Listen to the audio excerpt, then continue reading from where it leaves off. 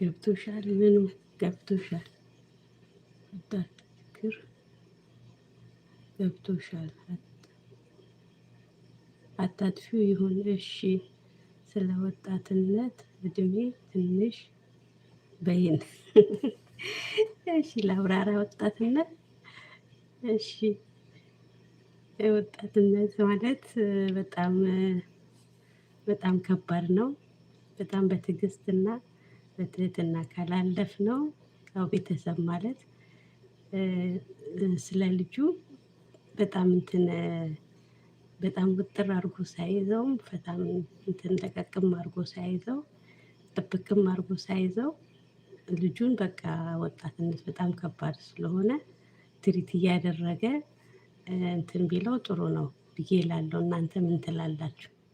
ለምን በጣም ከባድ ነው። የጉርምስና ጊዜ በጣም ከባድ ነው። በጣም አስቸጋሪ ነው እና